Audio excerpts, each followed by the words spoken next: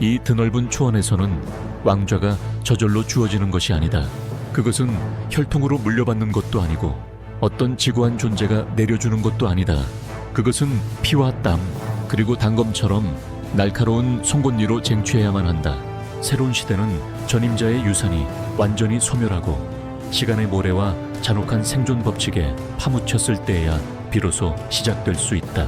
패배자에게는 설 자리가 없으며 약자에게는 자비란 없다. 이것은 가장 원초적인 전쟁이며 근육과 본능의 교향곡이자 생존권을 위한 싸움이다. 이 땅에는 깨뜨릴 수 없는 하나의 규칙이 존재하며 힘의 언어로 쓰인 진리가 있다. 사자의 포효가 울려 퍼지는 곳, 그곳이 바로 그 사자의 왕국이다.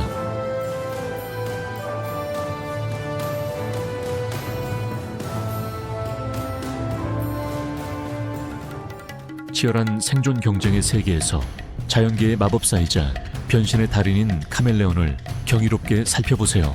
그 눈꺼풀은 원뿔형 구조로 합쳐져 동공이 그 안에 작은 구멍을 통해 내다볼 수 있게 하는데 이는 마치 탱크의 포탑과 같습니다.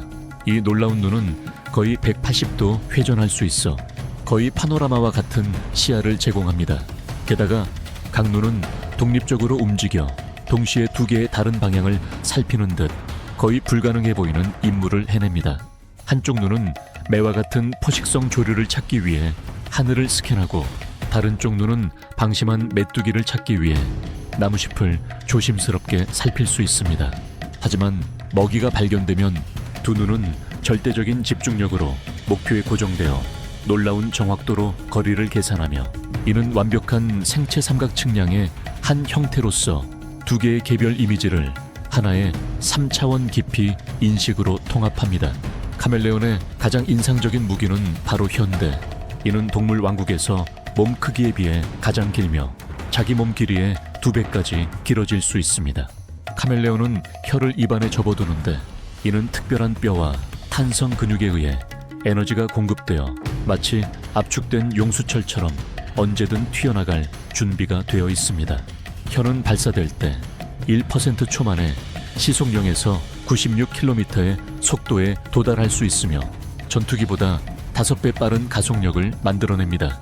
물건을 움켜쥘 수 있는 꼬리와 펜치 같은 발은 강한 바람에도 카멜레온이 나무에 단단히 매달릴 수 있도록 돕습니다. 아마도 카멜레온이 이룩한 가장 위대한 속임수는 우리가 카멜레온이 환경에 동화되기 위해 색깔을 바꾼다고 믿게 만든 것일 겁니다. 진실은 훨씬 더 복잡하고 매력적입니다. 카멜레온은 온도와 기분에 반응하고 동족과 소통하기 위해 색깔을 바꿉니다. 비밀은 피부 속의 색소포라고 불리는 특수 색소 세포에 있습니다. 이 색소포는 나노 결정체를 포함하고 있으며 이 결정체들은 서로 간의 거리를 조절하여 피부에서 빛이 반사되는 방식을 바꿉니다. 어두운 색은 열을 흡수하기 위해, 밝은 색은 구애를 위해 또는 화려한 색깔 무늬는 상대를 위협하기 위해 사용됩니다. 독특한 눈, 비범한 혀, 그리고 외모를 변화시키는 능력으로 카멜레온은 자연의 무한한 창의성을 보여주는 증거입니다. 높은 나뭇가지에서 우리는 아프리카의 메마른 땅으로 내려와 봅시다. 여기 거대한 아프리카 황소개구리를 만나보세요. 이들은 양서류 세계의 스몰레슬러와도 같은 존재입니다. 혹독한 건기가 찾아와 풍경을 뜨거운 용광로로 바꿔버리면 황소개구리는 땅속 깊이 파고듭니다. 이들은 두꺼운 점액층을 분비하여 몸을 덮고 이 점액은 건조되면 고치 같은 껍질이 되어 수분을 보존하고 탈수를 막아줍니다.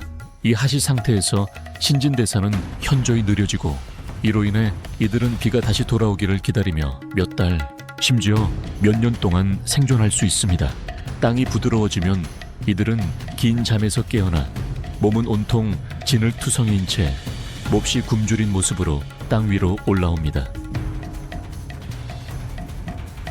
성체 수컷은 24cm까지 자라며 알 킬로그램이 넘는 무게가 나갈 수 있습니다. 근육질의 몸, 넓은 턱, 그리고 강력한 물기는 그들을 먹이를 부수는 기계로 만듭니다. 이들은 입에 들어가는 것이면 무엇이든 먹어치웁니다. 곤충, 작은 도마뱀, 어린 뱀, 그리고 심지어 다른 개구리까지도요. 하지만 이들을 진정으로 맹렬하게 만드는 것은 번식권을 차지하기 위한 싸움입니다. 빗물이 고여 웅덩이가 생기면 거대한 황소개구리, 수컷들이 모여듭니다. 그들의 낮고 둔탁한 울음소리가 울려 퍼집니다. 그것은 단순한 사랑 노래가 아니라 마치 스모 경기와 같습니다. 더 큰 수컷들은 자신의 몸무게를 이용해 서로 밀치고 떠밀며 암컷을 유인할 가능성이 가장 높은 연못 중앙 지역을 차지합니다. 이 싸움은 몇 시간 동안 이어져 상처와 탈진을 남기기도 하지만 그 보상은 종족을 보존할 권리입니다. 더욱 놀라운 것은 햇볕 아래 수위가 빠르게 줄어들면 아빠 개구리가 강력한 뒷다리로 수로를 파서 자신의 올챙이 떼를 더 깊은 웅덩이로 이끌어가는 용감하고 희생적인 행동을 한다는 것입니다. 이것은 양서류에서 관찰된 가장 희귀하고 감동적인 새끼 돌봄 형태 중 하나입니다.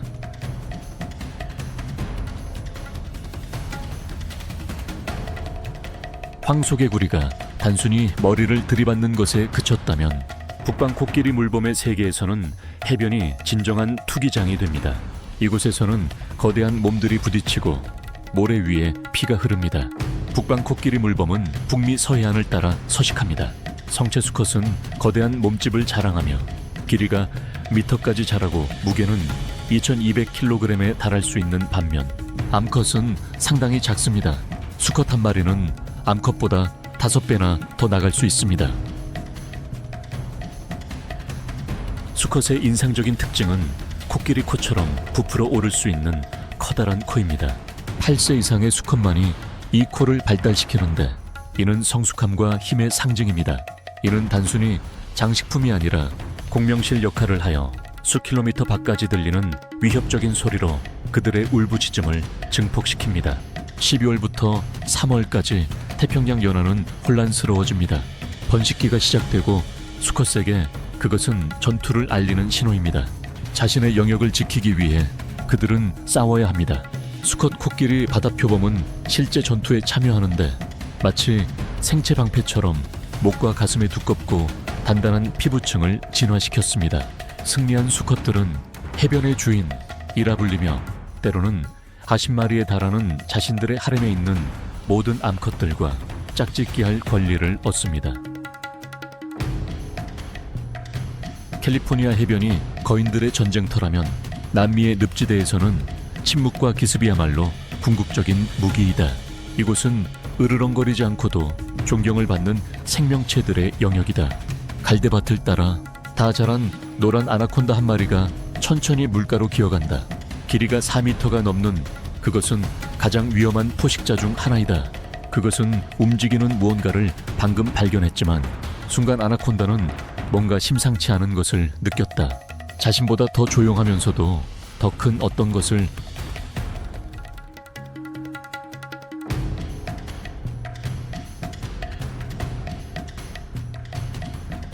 이것은 야카레 카이만입니다.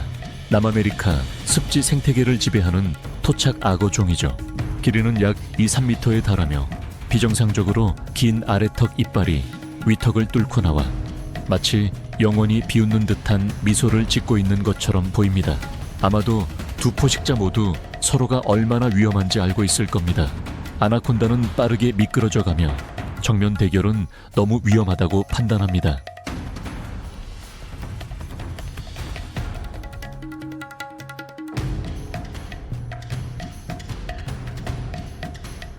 하지만 판탄할 습지에서 야카레 카이만에게는 숙명의 적이 있습니다.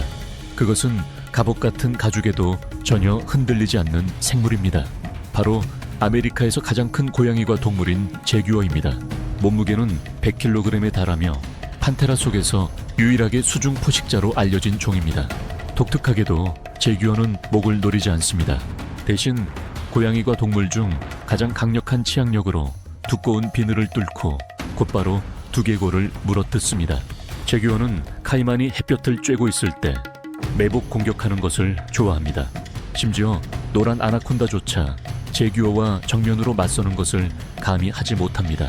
제규어는 고독하고 침묵하며 잔인할 정도로 효율적입니다.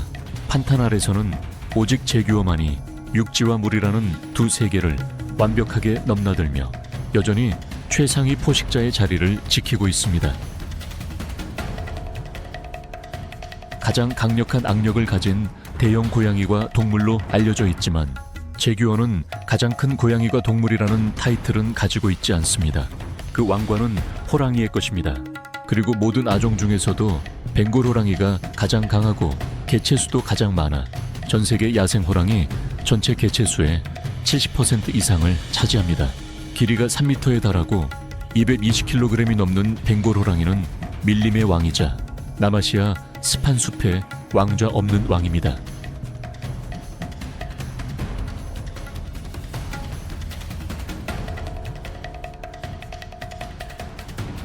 그리고 때때로 그 왕좌는 지저분해 보이는 한 생물, 바로 늘보곰에게 도전받습니다. 늘보곰은 두껍고 덥수룩한 털과 진공청소기처럼 긴 주둥이를 가진 유일한 곰입니다.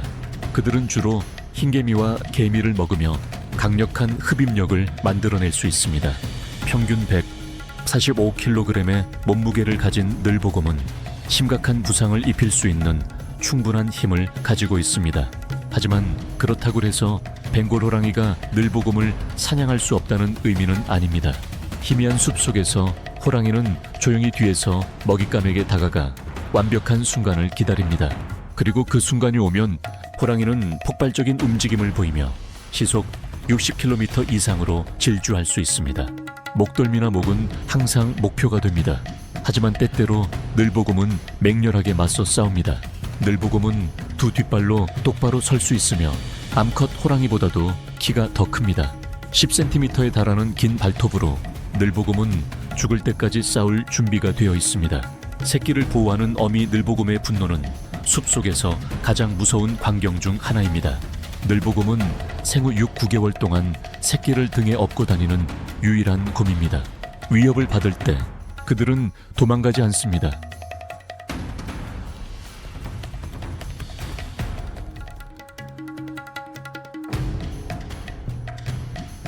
우리는 꿀곰의 분노를 목격했지만 자연에는 탐욕으로 살아가는 존재들도 있습니다. 이제 가장 탐욕스러운 생물 중 하나인 코모도 왕도마뱀을 만나볼까요? 코모도 왕도마뱀은 지구상에서 가장 큰 살아있는 도마뱀입니다. 성체는 길이가 3m에 달하고 몸무게는 거의 90kg에 육박합니다. 이들은 인도네시아의 작은 5개 섬에서만 서식합니다. 두꺼운 골격과 작은 뼈 조각들로 강화된 거친 피부를 지닌 이들은 쥐라기 시대에 살아있는 유물입니다. 하지만 코모도 왕도마뱀을 무섭게 만드는 것은 단지 그 크기만이 아닙니다. 그것은 그들이 사냥하는 방식입니다. 그들의 진정한 무기는 턱에 있습니다. 물면 강하게 잡아당겨 살점을 찢어냅니다. 그리고 그것은 단지 시작에 불과합니다. 코모도 왕도마뱀은 강력한 항응고제를 포함하는 독선을 가지고 있어 먹이에게 심각한 출혈과 쇼크를 유발합니다. 한 번 물고 나면 코모도는 먹이를 놓아주고 그 후에 갈라진 혀로 공기 중의 분자를 맛보며 죽어가는 먹이의 흔적을 인내심을 가지고 추적합니다. 코모도 왕도마뱀은 쉽지 않습니다. 그들의 이빨은 살을 큰 조각으로 찢기 위해 만들어졌습니다. 한 번 식사할 때 그들은 자신의 몸무게의 80%까지 섭취할 수 있습니다. 그들은 또한 시체 청소 부이며 썩은 고기 냄새를 최대 8km 떨어진 곳에서도 감지할 수 있습니다. 육상 포식자로부터 우리는 바다 깊숙이 잠수합니다. 이곳에서 화려한 산호초 사이에서 모래의 장어가 군림합니다.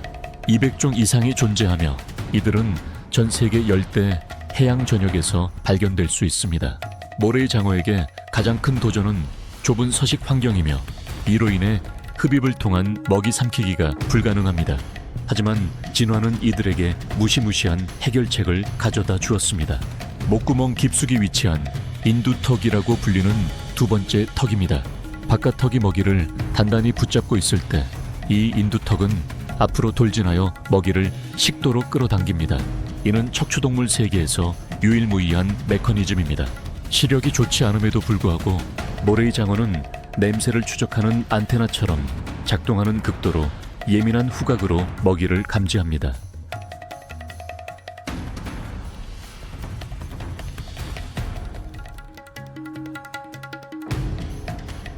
자연에서 발톱과 송곳니는 단순히 사냥 도구만은 아니다. 그것들은 힘과 생존 본능의 상징이다. 우리는 이러한 순간들을 발톱과 송곳니의 분노라고 부른다. 자연은 증오심으로 대립하지 않는다. 그것은 생물학적 질서를 유지하기 위해 대립한다. 이러한 잔혹함은 혼란이 아니라 자연의 질서이다. 가장 잘 적응하는 존재들과 가장 강한 전사들만이 생명의 이야기를 이어갈 권리를 얻는다. 그러한 혹독함 속에서 우리는 용기의 가치를 배웠습니다. 하지만 모든 위협이 날카로운 이빨이나 독을 동반하는 것은 아닙니다. 그것은 변화하는 기후이고 조용한 총성입니다. 자연은 더 이상 자신과만 싸우지 않습니다. 이제 그것은 인간의 손으로 만들어진 균열에 적응해야 합니다. 전투는 더 이상 포식자와 피식재만 국한되지 않습니다. 건조한 초원에서 사자들은 더 멀리까지 사냥을 나서야 합니다. 상승하는 온도는 수자원을 고갈시킵니다. 매복의 명수인 표범은 이제 듬성듬성한 초목 속에서 발각되지 않기 위해 고군분투해야 합니다.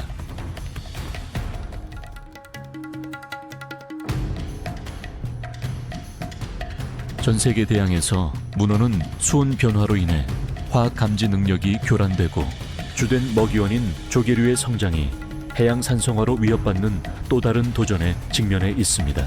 한편 해저 도시인 산호초는 대규모 백화 현상을 겪으며 화려했던 정원을 하얀 무덤으로 바꾸고 있습니다. 방언주 구릉지에서는 카멜레온이 천 조절에 어려움을 겪습니다. 인도네시아 섬들에서는 강력한 코모도 왕도마뱀이 숲이 줄어들면서 사냥터를 공유해야만 하며 해수면 상승은 그들이 집이라고 부르는 섬 자체를 위협하고 있습니다. 남아시아의 열대우림에서는 느린 보금이 점점 더워지는 날씨와 부족한 곤충 공급에 직면해 있습니다.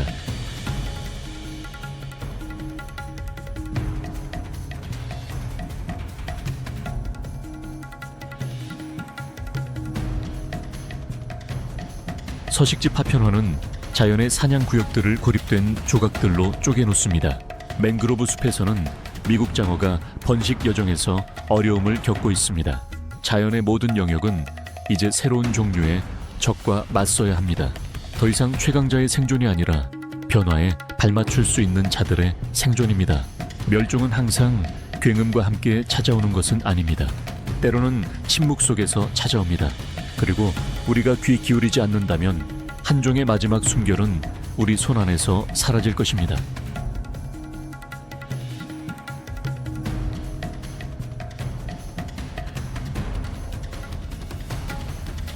하지만 조용하면서도 은밀한 노력들이 역류를 일으키고 있습니다.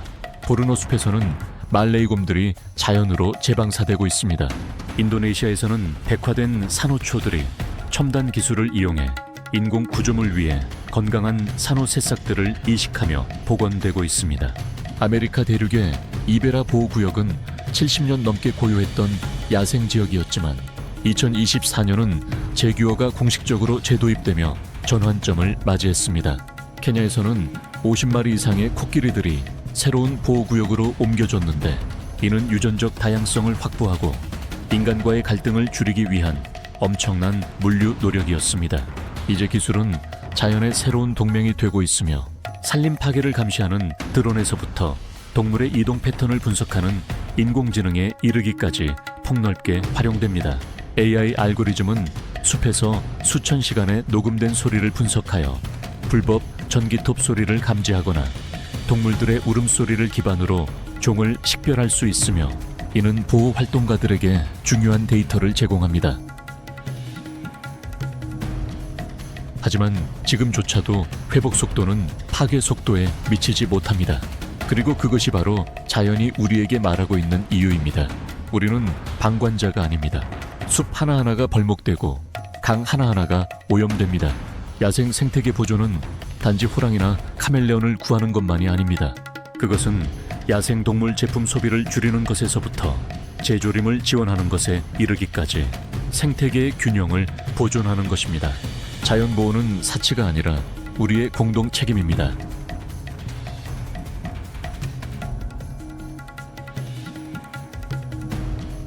정오의 태양이 초원에 내리쬐는 가운데 황금빛 풀 속에 몸을 숨긴 사자무리가 기다리고 있습니다.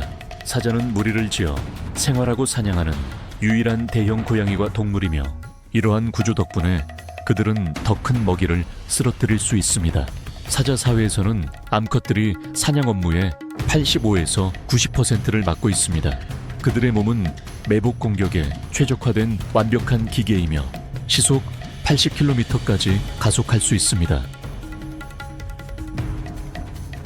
오늘은 뿔과 근육으로 이루어진 움직이는 벽, 아프리카 물소무리가 그들의 목표였다. 사냥은 절대적인 침묵 속에서 시작되었다. 사자 무리는 조용히 흩어져 치명적인 협공을 펼쳤다. 몇몇은 미끼 역할을 하는 동안 가장 노련한 사냥꾼들은 은밀하게 커다란 물소 한 마리를 포위하여 고립시켰다. 그리고 이내 공격이 폭발적으로 터져나왔다. 황갈색 털에 호어리 바람이 먹잇감에게 달려들자 흙먼지가 자욱하게 일었다. 그것은 순수한 힘의 싸움이었다. 암사자 한 마리는 물소의 등 위로 뛰어 올랐고 다른 사자들은 동시에 뒷다리와 옆구리를 공격하며 그 거대한 짐승을 쓰러뜨리기 위해 협력했다. 물소가 마침내 굴복하자 목을 물어뜯는 결정적인 한 입이 그 싸움을 끝냈다.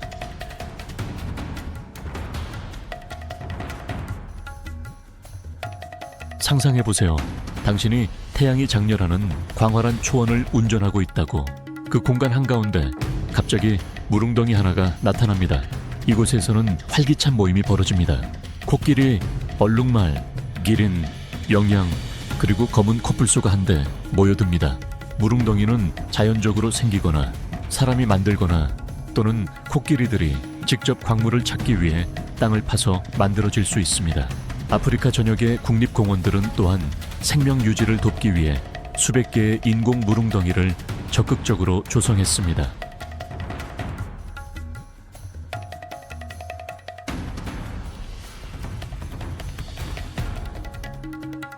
새벽 첫 햇살이 비치자마자 가장 먼저 찾아오는 손님 중 하나인 스프링복 무리가 무릉덩이로 향했다. 물을 마시기 위해 고개를 숙였다가도 몇 초 만에 다시 고개를 쳐들곤 했다. 위협을 느끼면 스프링복은 등을 활처럼 굽히고 하얀 등 털을 곤두선 차에 공중으로 높이 솟구쳐 오른다. 이는 포식자에게 널 봤어 라는 메시지를 보내는 것이다.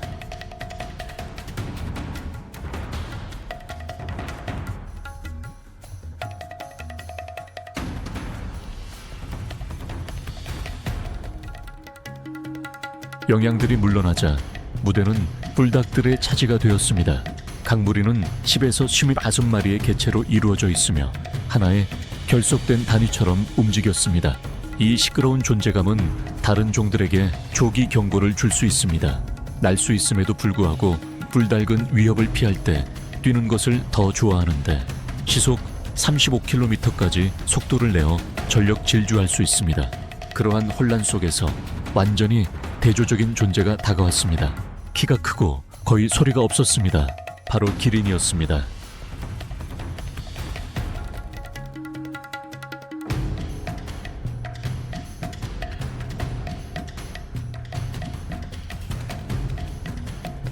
기린은 주로 전고부터 늦은 오후까지 물을 마십니다.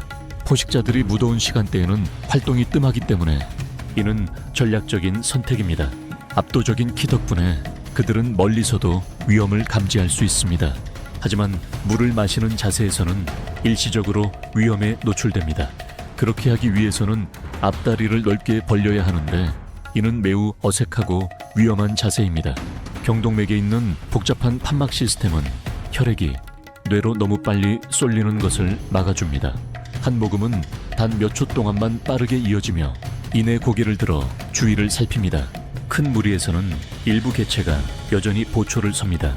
자신들의 체형 덕분에 기린은 길고 짙은 보라색 혀를 이용해 나무 꼭대기의 잎, 특히 가시 아카시아 잎을 먹을 수 있습니다. 하지만 넓은 시야로도 물속의 매복 흔적을 완전히 숨길 수는 없습니다.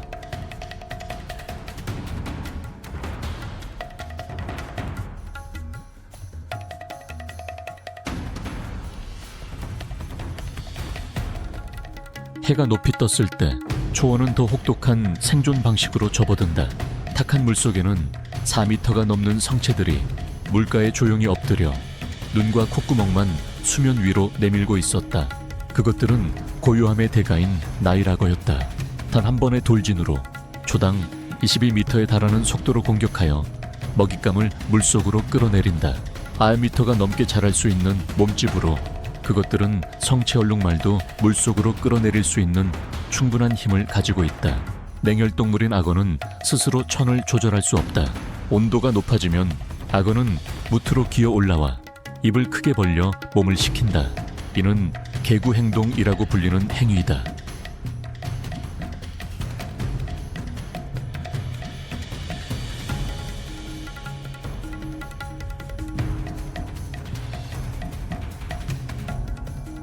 하지만 더 큰 무릉덩이에서는 하마들이 그곳을 자기 것인 양발을 들여놓는다. 그들은 헤엄치지 않고 진흙바닥 위를 미끄러지듯 움직인다. 이 두 종 사이에는 우정이 없지만 그렇다고 전쟁이 있는 것도 아니다. 하마는 너무 커서 먹잇감이 될 수 없고 악어는 너무 위험해서 얕볼 수 없다. 그들은 까다로운 이웃처럼 공존한다. 하지만 무릉덩이가 줄어들면 때때로 그 균형이 깨지기도 한다. 한낮에는 하마들이 완전히 물에 잠겨 천을 일정하게 유지한다. 각 성체 하마는 1200kg이 넘는 무게가 나갈 수 있지만 물속에서는 전혀 서투르지 않으며 바닥을 걸어 다니며 효율적으로 움직인다.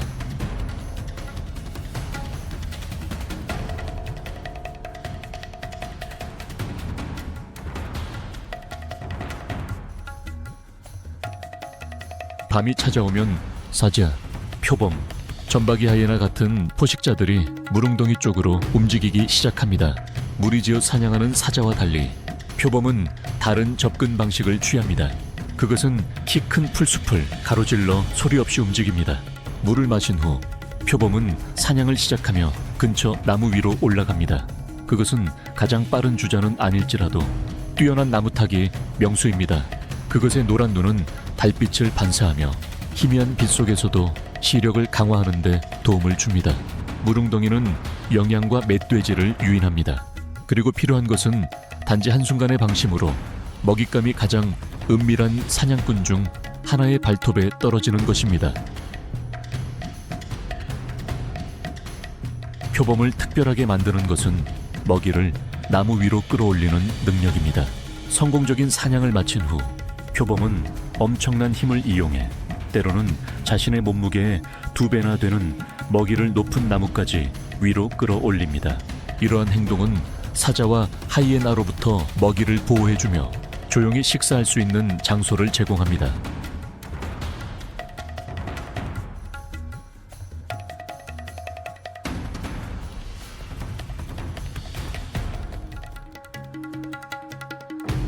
점박이 하이에나는 보통 사체를 먹는 동물로 알려져 있지만 사실 식단의 대부분은 자신들의 사냥에서 나옵니다. 다른 대형 고양이와 동물들과는 달리 점박이 하이에나는 지구력의 대가입니다. 커다란 심장과 강력한 뒷다리를 가지고 있어 시속 60km의 속도로 먼 거리를 먹이를 추격할 수 있습니다. 추격전은 먹이를 지치게 만드는 소모전입니다. 이들은 번갈아 선두를 달리며 먹이가 쉬도록 절대 내버려 두지 않습니다. 먹이가 쓰러지면 광란의 잔치가 벌어집니다. 심지어 뼈조차도 낭비되지 않습니다. 최대 450kg에 달하는 치악력 육상, 포유류 중 가장 강력하므로 하이에나는 뼈를 쉽게 부술 수 있습니다. 점박이 하이에나는 암컷 우두머리가 이끄는 최대 80마리에 달하는 큰 무리를 이룬다. 이렇게 큰 무리는 영토를 방어하고 더 큰 먹이를 쓰러뜨리는 데 유리하다. 사자들이 힘으로 지배하는 생태계에서 하이에나는 단합을 통해 번성한다. 하지만 왕이 포효하면 그 웃음소리마저도 이내 잠잠해진다. 사자의 포효가 울려 퍼지면 그것은 단순한 경고가 아닌 명령인 것이다.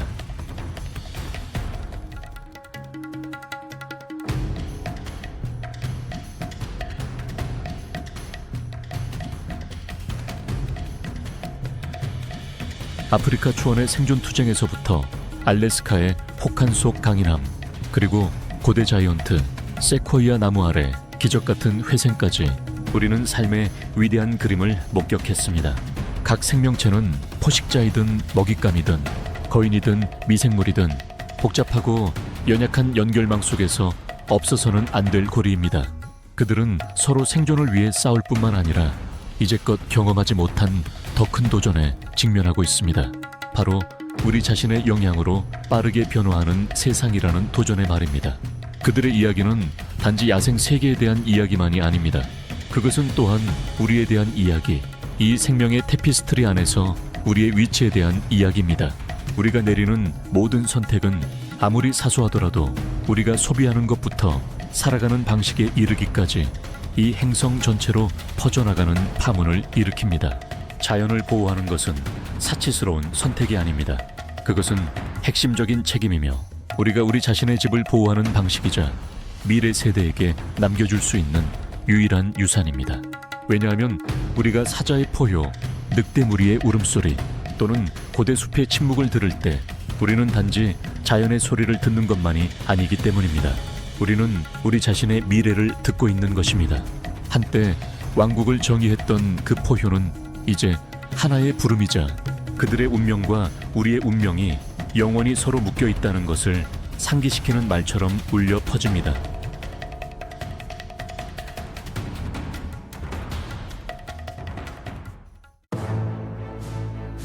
땅이 흔들렸다. 하지만 지진 때문이 아니라 만물을 덮친 무겁고 짓누르는 침묵 때문이었다. 공기는 짙고 만져질 듯한 긴장감으로 가득했으며 갈라진 마른 흙에 쾌쾌한 냄새와 소름 끼치는 기다림을 싣고 있었다. 한 남자의 가슴 높이까지 자란 황금빛 풀숲 속에 몸을 숨긴 채 날카롭고 차가운 시선들이 은밀하게 지켜보고 있었다. 눈 깜빡임 하나하나조차 계산된 듯이 이곳의 침묵은 평화의 상징이 아니었다. 그것은 위협이었고 사냥꾼과 먹잇감 사이에 맺어진 고대의 계약이었다. 단 한 번의 헛발질, 경고의 냄새를 싣고 갑자기 방향을 바꾸는 바람 한 줄기만 있다면 죽음은 마른 풀밭에 번지는 불길처럼 터져 나올 것이다. 본능, 속도, 그리고 피, 생명의 가장 원초적인 모든 요소들이 유일한 생사의 순간에 결집될 참이었다. 그림자 속에서 두 개의 호박처럼 이글거리는 금빛 눈, 몸은 땅에 바싹 엎드려 있었고 근육 하나하나가 극한까지 압축된 스프링처럼 팽팽하게 말려 있었다. 바람의 방향이 바뀌었고 산들바람이 살며시 불어와 생명의 향기와 잠재된 공포의 냄새를 실어 날랐다. 그것은 신호였고 죽음이 임박했음을 알리는 전조였다. 포식자의 궁극적인 무기인 인내심은 그 한계에 다다랐다. 그리고는 귀에 거슬리는 불협화음으로 산산조각난 교향곡처럼 혼돈이 폭발했다. 침묵이 다시 찾아왔고 이전보다 더욱 무겁고 섬뜩했다. 자랑스러운 암사자 무리는 자신들의 전리품을 차지했다. 뜨거운 공기 속에서 거칠게 몰아쉬는 그들의 숨결은 희미한 입김을 만들어냈다. 그러나 멀리서 거대한 두 그림자가 나타나 틀림없는 위험을 뽐내며 걸어왔다. 그들은 수사자들이었고 이 땅의 진정한 왕들이었다. 그들은 사냥에 참여하지 않았고 그저 자신들의 권리를 요구하기 위해 왔을 뿐이었다. 으르렁거리는 소리가 울려 퍼졌다. 그것은 제안이 아니라 거부할 수 없는 명령이었다. 전리품은 즉시 주인이 바뀌었다. 이곳에는 정의는 존재하지 않고 오직 생존만이 있을 뿐이었다. 인류 역사의 발상지인 아프리카 북동부와 남부의 메마른 땅에 크루거 국립공원은 1926년에 설립되었지만 그 기원은 트란스발 공화국의 대통령 폴 크루거가 사비보호구역을 보호하기 위해 투쟁했던 898년부터 시작됩니다.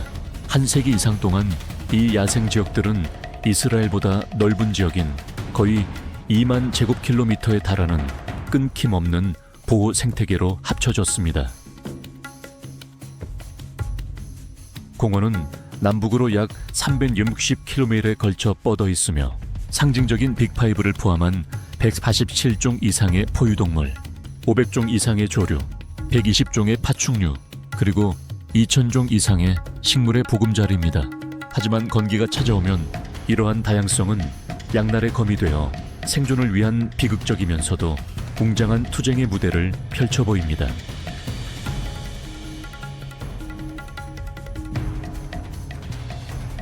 (5월부터 9월까지) 크루거는 가장 혹독한 시기에 접어듭니다. 땅은 황량해지고 풀은 누렇게 시들며 나무는 잎을 떨굽니다. 가을들은 사라지고 갈라진 땅의 양탄자 위를 가느다란 은실처럼 구불구불 흐르는 몇몇 큰 강만이 남습니다. 혹독한 풍경은 생존을 위한 끊임없는 이동을 드러냅니다. 동물떼들은 신선한 풀과 마지막 남은 수원을 찾아 저마다의 길을 걷습니다. 이 위대한 이주 대열을 이끄는 것은 결코 지치지 않는 순례자들입니다. 뙤약볕 아래 푸른 눕대는 생존을 위한 여정을 시작합니다. 그들은 신선한 풀과 물을 찾아 수백 킬로미터에 달하는 대이주의 선봉에 섭니다. 눕대는 회색빛 은빛 강물처럼 길게 늘어서 끊임없이 이동합니다. 다 자란 누 한 마리는 250km까지 나갈 수 있으며 구부러진 한 쌍의 뿔은 대결 시 자신을 방어하는 데 사용됩니다. 누는 거의 전적으로 짧은 풀에 의존합니다. 풀이 마르면 영양 가치가 급격히 떨어져 그들은 이동할 수밖에 없습니다. 그들의 몸은 먼 거리를 이동하도록 만들어졌는데 튼튼한 다리와 마른 풀을 소화하도록 적응된 소화기관을 가지고 있습니다. 그들의 번식 주기 또한 혹독한 환경에 맞서기 위해 완벽하게 계산되어 있습니다. 짝짓기는 우기말에 이루어져 먹이원이 가장 풍부한 다음 우기초의 새끼가 태어나도록 보장합니다. 대부분의 암컷들은 거의 동시에 새끼를 낳아 포식자들을 압도하는 새끼떼를 만들어내는데 이는 포식자포화라고 불리는 전략입니다. 갓 태어난 새끼는 아분 안에 일어설 수 있으며 몇 시간 후에는 무리를 따라갈 수 있습니다. 하지만 사자들이 마지막 남은 무릉덩이에서 항상 숨어 있을 때 어떤 여정도 쉽지 않습니다. 하지만 그들은 혼자가 아니었습니다. 왜냐하면 그들 곁에는 항상 줄무늬 옷을 입은 동반자가 있었기 때문입니다. 누와 함께하는 것은 평원 얼룩말이었습니다. 얼룩말은 누와 함께 이동하며 뛰어난 시력을 활용하여 포식자를 일찍 감지합니다. 반대로 누는 넓은 평원에서 많은 개체수를 통해 얼룩말을 보호해줍니다. 이러한 협력은 더욱 깊습니다. 얼룩말은 키가 크고 질긴 풀을 먼저 뜯어먹어 그 아래의 부드러운 새싹을 누가 먹을 수 있도록 길을 터줍니다. 건기에는 얼룩말은 짧고 탁 트인 초원을 선택하여 더 나은 시야를 확보하고 하루 중 80%의 시간을 먹이를 찾는 데 보냅니다. 이러한 협력은 초원의 집단 지성을 보여주는 좋은 예시입니다. 한편 높은 곳에서는 초원의 조용한 거인들이 자신만의 여정을 시작한다. 크루거 남부의 기린들은 조용히 행동을 바꾼다. 풀이 마르면 숲과 강변 쪽으로 이동한다. 2m가 넘는 긴 목으로 다른 어떤 종도 닿을 수 없는 높은 나무잎에 쉽게 닿을 수 있다. 나무잎에서 얻는 수분 덕분에 물을 마시지 않고 며칠 동안 버틸 수 있다. 하지만 바로 그 키가 물을 마실 때는 약점이 된다. 머리를 숙이기 위해 앞다리를 넓게 벌려야 하는데 이는 불안정한 자세여서 기습 공격에 취약해진다. 이를 방지하기 위해 경정맥에 뇌로 가는 혈류를 조절하여 실신을 막는 특수 판막을 발달시켰다. 그들의 높은 경계심은 이러한 어색함을 보완하며 초원 전역에서 살아있는 레이더 타워 역할을 한다.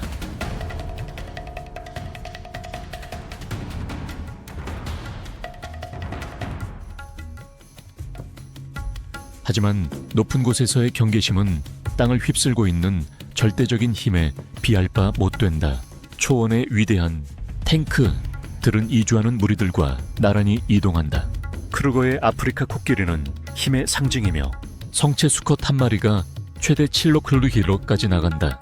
매일 코끼리 한 마리는 최대 136kg의 뿌리, 풀, 과일, 그리고 나무 껍질을 섭취한다. 그들은 항상 물을 찾을 곳을 알며 무리를 이끄는 암컷 코끼리들의 기억에 의해 이끌린다. 연못과 호수가 먼지로 변할 때 코끼리는 상아를 사용하여 지하수를 찾아 파헤치고 다른 종들에게 희망을 가져다 준다. 건기에는 코끼리는 서식지를 확장하고 유연하게 식단을 변경한다. 그들은 견고한 사회 구조를 통해 새끼들을 보호하며 위협이 있을 때에는 보통 새끼 코끼리 주위의 방어원을 형성한다. 코끼리는 생태계의 기술자입니다. 나무를 쓰러뜨려 숲속의 빈 공간을 만들므로써 햇빛이 아래로 쏟아져 들어오게 하고 우기가 돌아오면 어린 나무의 재생을 촉진합니다. 그리고 이 거대한 코끼리들의 그늘 아래에서 더 작은 생물들은 그들만의 생존 방식을 찾아냅니다.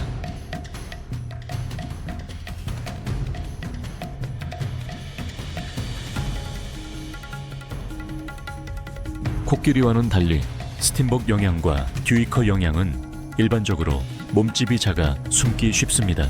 이들은 남아있는 풀밭과 덤불 사이를 민첩하게 오가며 주로 새벽이나 황혼의 먹이를 찾습니다. 스팀복 영양은 수분이 풍부한 식물에 의존하여 자주 물을 마시지 않고도 생존할 수 있습니다. 한편 듀이커 영양은 숨는 능력과 속도에 더 많이 의존합니다. 이들은 또한 표범, 하이에나, 마셜독수리의 선호 먹잇감이 되어 먹이 사슬의 여러 계층을 연결합니다.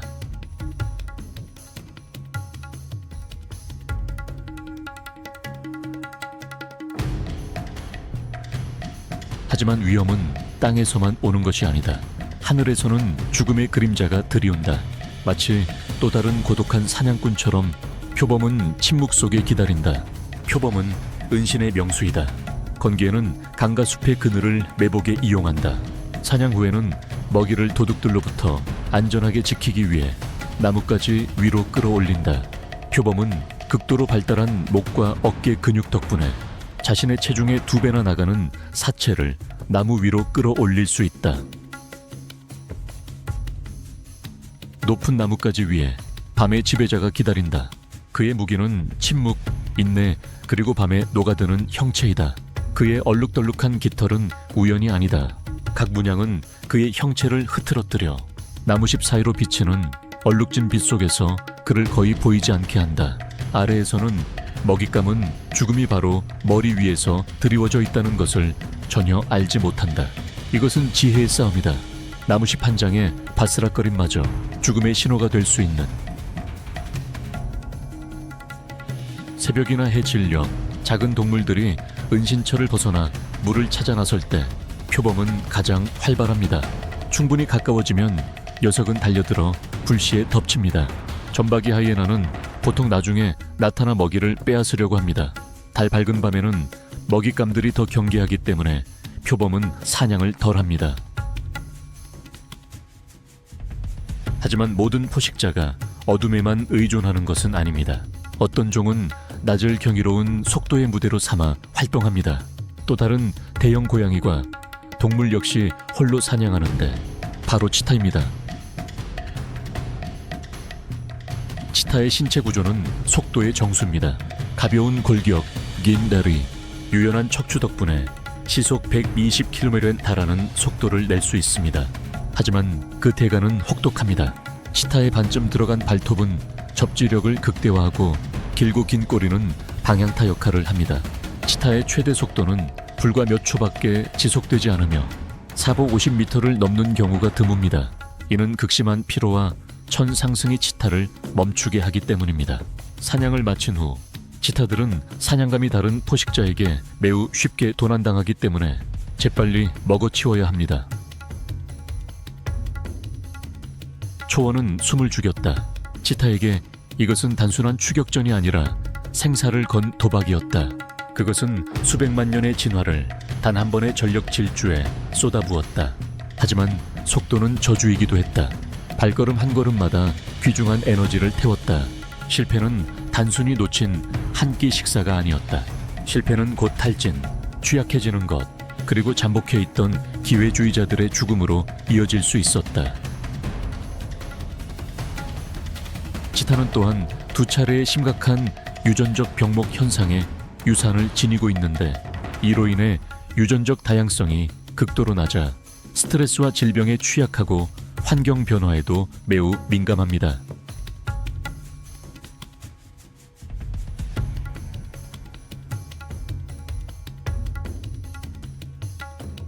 더 작은 포식자들은 자신만의 전략을 가지고 있습니다. 땅 바로 아래에서는 단 한 번의 물림만으로 갑작스러운 죽음이 선사될 수 있습니다. 조용하지만 치명적인 퍼프헤더는 아프리카에서 가장 많은 뱀 물림 사고의 원인입니다. 뛰어난 위장 능력으로 이 녀석은 종종 오솔길에 미동도 없이 누워 있습니다.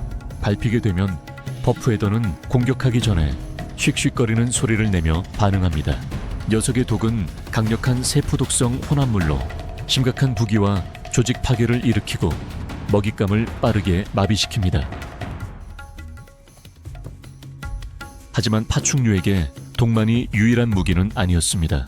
탁한 물속에는 선사시대 포식자가 기다리고 있었죠. 바로 나일악어였습니다. 강물이 마르면 악어는 진흙 속에 엎드려 먹잇감이 물을 마시러 오기를 기다립니다.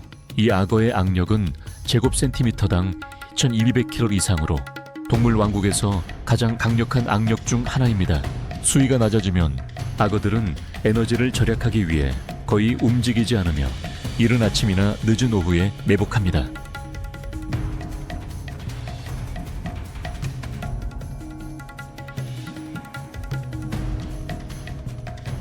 고독한 포식자들과는 달리 초원의 왕은 사회적인 사냥꾼이다. 그러한 단결은 그들에게 다른 포식자들에게까지도 도전할 용기를 준다. 해가 질 때 사자무리는 변화를 감지하기 시작한다. 근육질 몸으로 수컷은 화려한 황금 갈기로 돋보인다. 그들은 왕다운 우아함으로 움직인다. 물속에서 움직이는 무언가가 그들의 시선을 사로잡았다. 사자 한 마리가 악어가 유유히 떠다니는 늪지를 향해 서서히 접근했다. 물시에 둘은 서로에게 전쟁을 선포했다. 어느 누구도 양보하지 않았다. 두 맹수는 맹렬한 공격을 주고받았다. 그러나 싸움이 끝났을 때 승자는 없었다. 그들은 각자 물러났다. 둘은 삶이 계속되고 새로운 기회와 도전이 찾아올 것임을 깨달았다. 사자는 아프리카에서 가장 큰 고양이과 동물이다. 수컷은 몸무게가 거의 225kg에 육박할 수 있다. 목 주위의 두꺼운 갈기는 단지 멋을 위한 것뿐만 아니라 싸움에서 보호 역할도 한다. 사자는 무리지어 사는 유일한 고양이과 동물이다.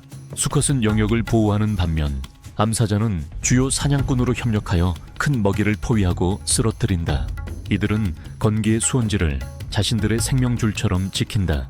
사자의 포효는 삼각형이 아닌 사각형 모양의 독특한 성대에 의해 만들어지며 8km 떨어진 거리에서도 들릴 수 있다. 크루거의 건기는 치열한 사냥의 무대가 됩니다. 사자는 이주하는 무리들이 물웅덩이에 모이는 것을 이용하여 새벽이나 달빛 아래에서 매복합니다. 사냥에 성공하면 수컷이 주로 먼저 먹습니다. 하지만 실패하면 무리 전체가 며칠 동안 굶어야 할 수도 있습니다. 사자는 초식동물의 개체수를 조절하는 데 중요한 역할을 합니다. 하지만 크루거의 사자들은 점점 커지는 압력에 직면하고 있습니다. 2023년 보고서에 따르면 공원 북부에서는 인간과의 갈등과 질병 확산으로 인해 지난 18년 동안 개체수가 63%까지 감소했을 수 있다고 합니다.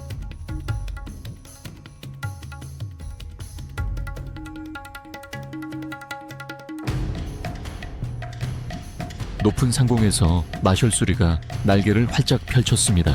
아프리카에서 가장 큰 수리인 마셜수리는 소리 없이 하늘을 맴돕니다. 사람보다 8배 뛰어난 시력으로 수백 미터 거리에서도 작은 먹이를 발견할 수 있습니다. 건기는 사냥하기에 이상적인 시기입니다. 왕도마뱀과 뿔달기 식단의 대부분을 차지합니다. 하지만 크루거 국립공원의 마셜수리 개체수는 약 56% 감소하고 있으며 이는 공중 생태계의 건강에 대한 심각한 경고 신호입니다.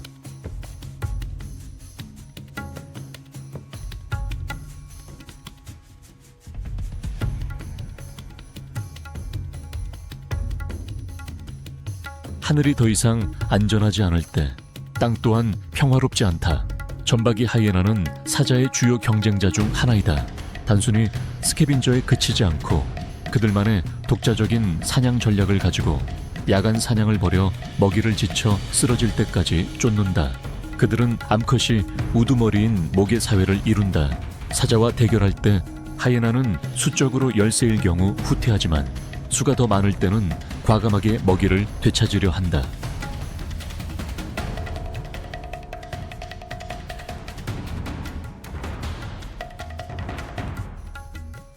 하지만 모든 사냥이 무력으로 끝나는 것은 아니다. 무리의 단결은 아프리카 들개의 생존의 핵심이다. 이들은 매복하지 않고 끝까지 추격하며 크루거에서 약 70-90%에 달하는 가장 높은 사냥 성공률을 보인다. 이들의 사회는 목의 사회이다. 들개의 몸은 속도와 지구력에 맞게 만들어졌다. 이들의 사냥 방식은 전적으로 지구력에 기반한다. 효율적인 사냥꾼임에도 불구하고 아프리카 들개는 넓은 영역을 필요로 하고 집게로부터 전염병에 쉽게 감염될 수 있기 때문에 크루거에서는 여전히 드물게 발견된다.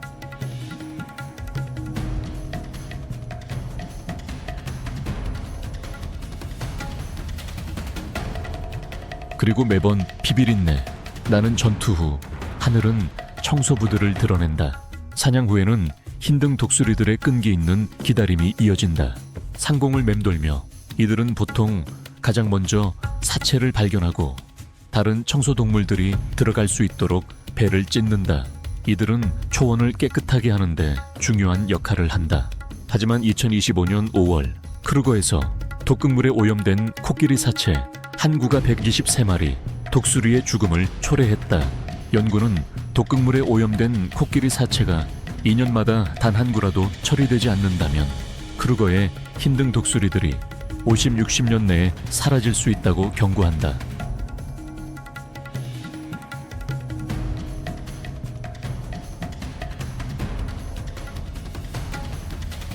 하지만 죽은 자들의 잔치에는 항상 마지막에 오는 자가 있다. 주름 얼굴 독수리 역시 절대 놓치지 않는다.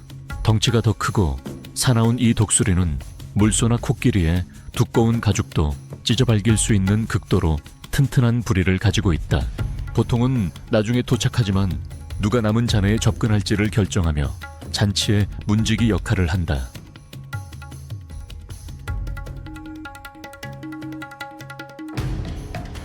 여러 날의 시련 끝에 생존자들은 첫 비를 맞이했습니다. 우기는 10월부터 4월까지 이어집니다. 메마른 초원은 점차 푸르게 변했습니다. 무릉덩이들은 다시 가득 찼습니다.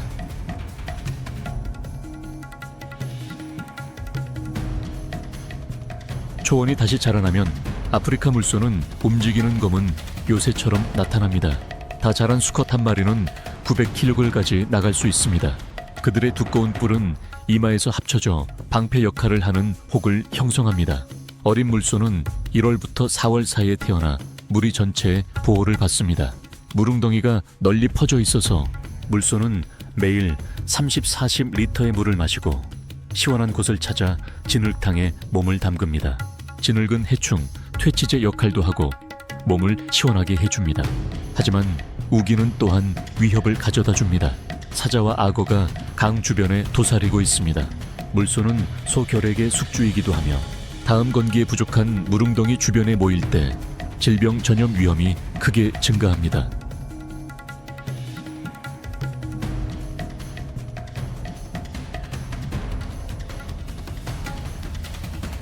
한편 강은 또 다른 지배자의 것이었습니다. 물소가 몸을 담그는 강들도 또한 하마의 영역이었습니다. 사비강과 올리판치강의 수위가 높아지면 하마는 수역의 지배자가 됩니다. 낮에는 녀석들은 물에 몸을 담그고 밤에는 물 밖으로 나와 풀을 뜯어 먹습니다. 물속 생물이지만 하마는 헤엄칠 수 없으며 강바닥을 따라 걸어서 움직입니다. 하마의 겉모습은 잠재된 힘을 감추고 있습니다. 녀석의 피부에서는 선크림처럼 작용하는 분홍색 액체가 분비됩니다.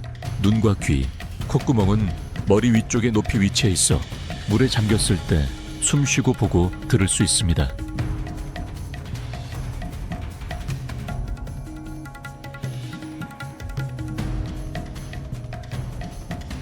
하지만 육지에서는 두꺼운 갑옷을 입은 또 다른 고대 전사가 있었다. 우기는 강력한 콧불소를 포함하여 크루거의 모든 구석구석에 생명력을 불어넣는다. 크루거에서는 흰 콧불소와 검은 콧불소 두 종이 같은 땅을 공유한다. 흰 콧불소는 크고 온순하며 무리를 지어 삽니다. 몸무게는 약 2087리께 달하며 코끼리 다음으로 두 번째로 큰 육상 포유동물입니다. 넓고 네모난 입은 풀을 뜯어먹기에 적합하게 만들어졌습니다. 검은 콧불소는 크기가 더 작고 홀로 고독하게 생활하며 은둔적인 동물입니다. 몸무게는 1400꽤 달합니다. 움켜쥘 수 있는 위십술은 아이프, 가지, 열매를 뜯어먹도록 설계되었습니다. 위협에 직면하면 이들은 결코 물러서지 않습니다. 두 종 모두 번식 주기를 우기와 연관시킵니다. 이들의 먹이 찾기 행동은 두 종을 명확하게 구별합니다. 우기는 이들의 서식 범위를 상당히 확장합니다. 하지만 인간의 압력은 여전히 부담입니다. 좋은 소식은 밀렵 방지 노력 덕분에 크루거에서 사살된 코뿔소 수가 2023년에는 약 124마리로 크게 감소했다는 것입니다. 하지만 싸움은 아직 끝나려면 멀었습니다.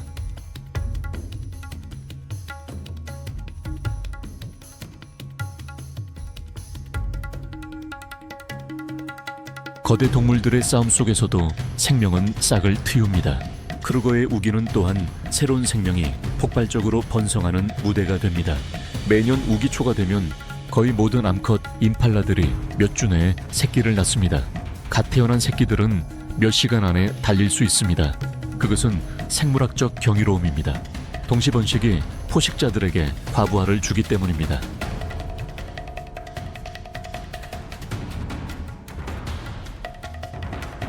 체크마 개코 원숭이 또한 일시적으로 풍부해지는 먹이를 적극 활용합니다. 새끼들을 데리고 먹이를 구할 때에도 이들은 표범에 대한 경계를 늦추지 않습니다. 새끼들은 무리의 한가운데 크고 사나운 우두머리 수컷들이 지켜주는 움직이는 생체 요새 속에 머뭅니다.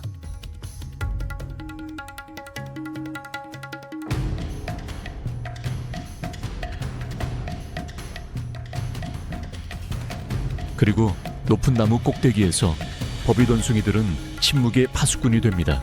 표범이나 독수리를 발견하면 버빗 원숭이는 각기 다른 경고음을 냅니다. 연구에 따르면 표범 경고음을 들으면 그들은 나무 위로 뛰어 올라갑니다. 독수리 경고음을 들으면 하늘을 올려다봅니다. 그리고 뱀 경고음에 대해서는 땅을 내려다봅니다. 영양과 같은 다른 종들도 이 신호들을 해독하는 방법을 배웠으며 이는 초원 전역에 조기 경보망을 형성했습니다.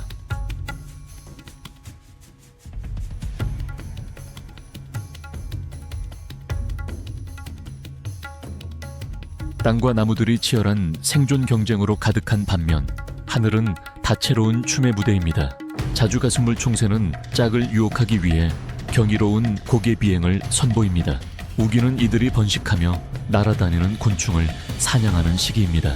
이 새의 외모는 생생한 라일락색 가슴과 전기 파랑색 날개로 매우 두드러집니다.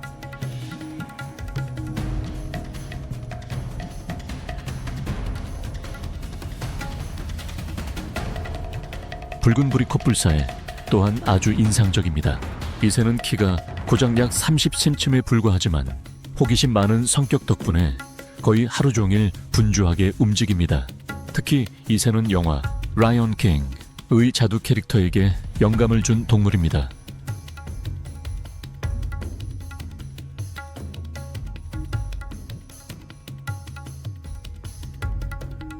이곳의 우기는 유럽 벌잡이새와 같은 장거리 철새들을 끌어들입니다.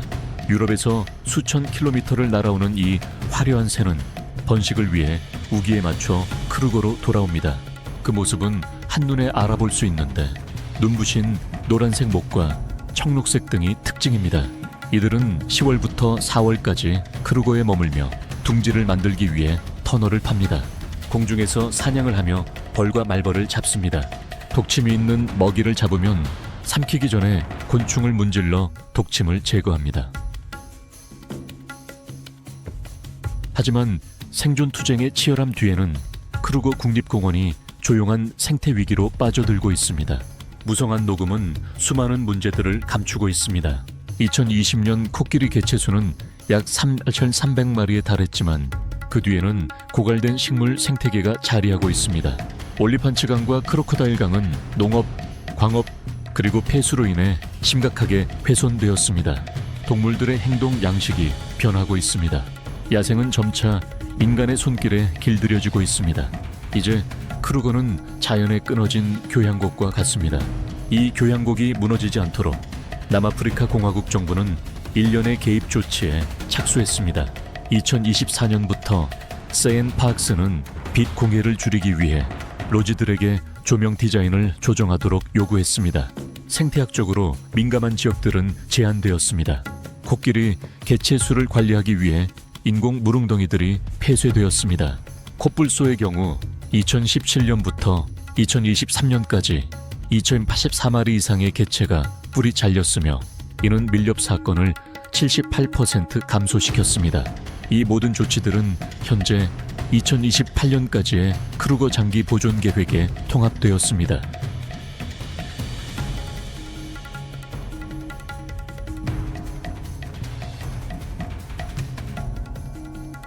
파도와 열대 육지 사이에 자리 잡은 필리핀의 맹그로브 숲은 푸른 리본처럼 펼쳐져 있습니다. 이 숲들은 단순히 자연적인 경계일 뿐만 아니라 보호의 요새이기도 합니다. 굳건한 푸른 벽처럼 이들은 폭풍과 쓰나미에 맞섭니다. 필리핀의 맹그로브 숲은 또한 거대한 천연 탄소 저장고이기도 합니다. 글로벌 맹그로브 연합에 따르면 2023년에는 맹그로브 숲 1헥타르당 매년 약 15톤의 이산화탄소를 흡수할 수 있다고 합니다. 시에라마드레 산맥과 태평양 사이에 위치한 아우로라 맹그로브 숲은 녹색 요새처럼 굳건히 서 있으며 필리핀에서 가장 오래된 맹그로브 숲 중 하나로 여겨집니다. 맹그로브 숲은 해안을 보호하는 자연 방벽 역할을 할 뿐만 아니라 생명의 보유권 역할도 합니다.